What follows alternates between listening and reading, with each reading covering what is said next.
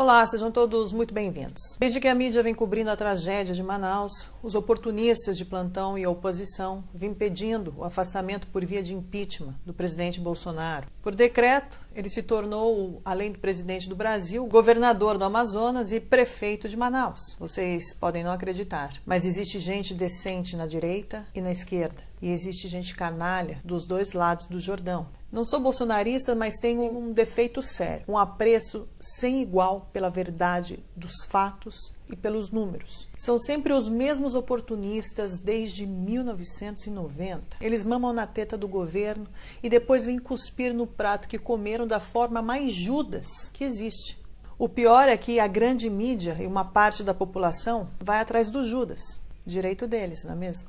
Mas o mínimo que podemos pedir para eles seria que seja um mínimo decente, pelo menos com a observação dos fatos e da realidade. Uma coisa é acreditar que seu herói é sem defeitos. Outra coisa é dizer que ele voa quando ele nunca saiu do chão na vida. Depois das evidências apresentadas, condenar o presidente Bolsonaro por genocídio ou pedir seu impeachment não passa de mero oportunismo e sem vergonhismo. Enfim, vamos aos números, que são os únicos que nos trazem a verdade bem além das opiniões dos canalhas. No dia 15 de abril de 2020, o Brasil é uma federação e, como tal, o Supremo Tribunal Federal entendeu que as políticas de combate ao Covid deveriam ser competência dos estados e municípios e não do governo federal. No dia 30 de junho de 2020, a secretária de Saúde do Amazonas, Simone de Araújo de Oliveira Papaz, é presa pela Polícia Federal por fraudes na compra de respiradores. E o governador Wilson Lima foi alvo de buscas e teve seus bens bloqueados e pedido de prisão pela Polícia Federal. No dia 31 de julho de 2020, o Cadastro Nacional dos Estabelecimentos de Saúde do Brasil, o CNES, solta um relatório com os leitos de UTI por 10 mil habitantes em todos os estados do Brasil. A primeira constatação é que a correlação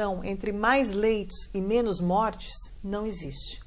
No dia 31 de outubro de 2020, o estado do Amazonas desativou 85% dos leitos de UTI entre julho e final de outubro de 2020. No dia 31 de dezembro de 2020, além dos repasses obrigatórios da União ao longo do ano de 2020 para o estado do Amazonas e seus municípios na questão da saúde, o governo federal repassou mais 516 milhões de reais especificamente para o combate contra o Covid. No dia 15 de janeiro de 2021, a polícia descobre em 2 lugares diferentes em Manaus um total de 73 cilindros de oxigênio escondidos por empresários. Fica bastante claro nos eventos citados a total falta de culpabilidade do presidente Bolsonaro nos eventos ocorridos em Manaus. Muitos estados estão acima da média nacional em números de óbitos por milhão de habitantes, como é o caso de São Paulo, Rio de Janeiro, Espírito Santo e até mesmo Ceará. E não ouvimos falar de genocídio por parte do presidente nesses estados. Por outro lado, os estados que estão abaixo da média nacional não geram também para o presidente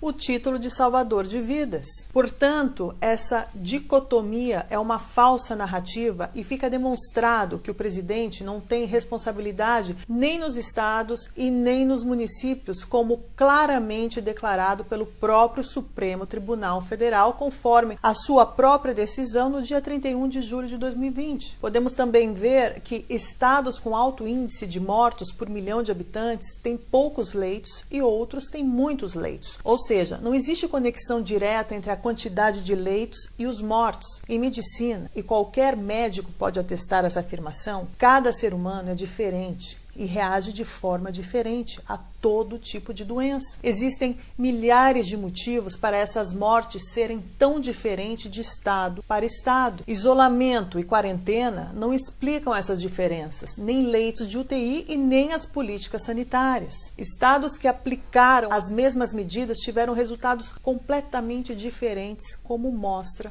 o quadro. A explicação é simples, mesmo que complexa. A incidência de mortes na população tem explicação multifatorial e ponto final.